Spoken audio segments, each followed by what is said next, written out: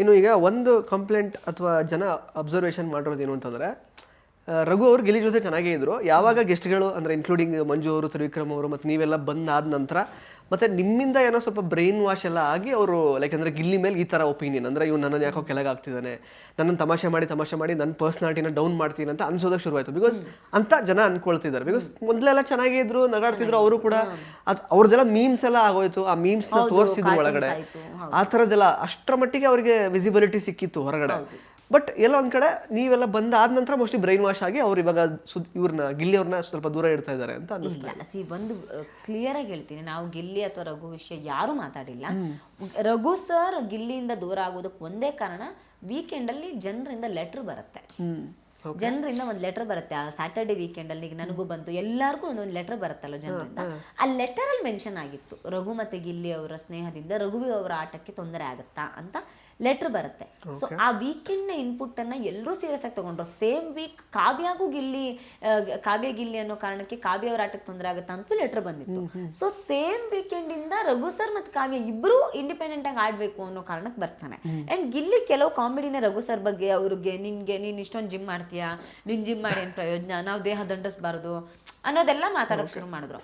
Being ಒಬ್ಬ gym trainer, ಒಬ್ಬ celebrity gym coach, ಅವ್ರ ಬಗ್ಗೆ ಜಿಮ್ ರಿಲೇಟೆಡ್, ಅವ್ರ ಬಾಡಿ ಬಿಲ್ಡಿಂಗ್ ರಿಲೇಟೆಡ್ ಇವ್ನು ಕಾಮಿಡಿ ಮಾಡಿದಾಗ ಅವ್ರು ಸಹಜವಾಗಿ ಪೇನ್ ಆಗುತ್ತೆ.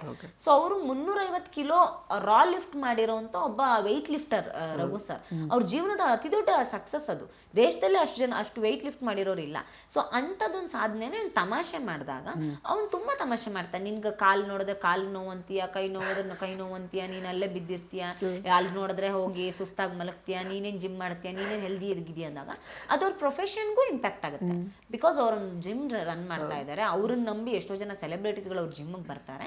ಸೊ ಇದು ಯಾವುದೋ ಒಂದು ವಿಷಯ ಕಾಮಿಡಿ ಆದಾಗ ನಾಳೆ ಅವ್ರು ಎಗೇನಲ್ಲಿ ಹೋಗಿ ಒಂದಷ್ಟು ಬೇರೆ ಬೇರೆ ಕಡೆ ಅವ್ರು ಸೆಮಿನಾರ್ಸ್ನೆಲ್ಲ ತಗೋತಾರಂತೆ ಹೆಲ್ತ್ ರಿಲೇಟೆಡ್. ಸೊ ಆವಾಗ ಜನ ನನ್ನ ಸೀರಿಯಸ್ ಆಗಿ ತಗೋತಾರ ಅನ್ನೋದೆಲ್ಲ ಅವ್ರಿಗೆ ಕಾಡಕ್ ಶುರುವಾಯ್ತು. ಅಂಡ್ ಇದು ನನ್ನ ಬಿಸ್ನೆಸ್ ಮೇಲೆ ಹೆಂಗೆ ಎಫೆಕ್ಟ್ ಆಗ್ಬೋದು, ಸೊ ಇವ್ನಿಲ್ಲಿ ಜಿಮ್ ಬಗ್ಗೆ ಕಮೆಂಟ್ ಮಾಡಿದ್ರೆ, ತಮಾಷೆ ಮಾಡಿದ್ರೆ ಹಿಂಗೆ ಎಫೆಕ್ಟ್ ಆಗ್ಬೋದು. ಇದನ್ನೆಲ್ಲ ಯೋಚನೆ ಮಾಡಿದ ಕಾರಣಕ್ಕೆ ರಘು ಸರ್ ಗಿಲ್ಲಿಯಿಂದ ದೂರ ಆಗ್ತಿದ್ದಾರೆ ಹೊರತು ಗೆಸ್ಟ್ಗಳ ಕಾರಣಕ್ಕೆ ಅಲ್ವೇ ಅಲ್ಲ. ಆಕ್ಚುಲಿ ಅದೇ ಅವರು ದೂರ ಆಗ್ತಿರೋದೇ ಸ್ವಲ್ಪ ಅವ್ರಿಗೆ ನೆಗೆಟಿವ್ ಆಗ್ತಿದೆ. ಈಗ ಅಂದ್ರೆ ಹತ್ರ ಇದ್ದಾಗ ಎಲ್ರಿಗೂ, ಇನ್ಫ್ಯಾಕ್ಟ್ ಗಿಲ್ಲಿ ಅವ್ರ ಜೊತೆಗೆ ರಜತ್ ಅವ್ರು ಇದ್ದಿದ್ರಿಂದ ಅವ್ರಿಗೂ ಸಿಕ್ಕಾಪಟ್ಟೆ ಪಾಸಿಟಿವ್ ಇತ್ತು.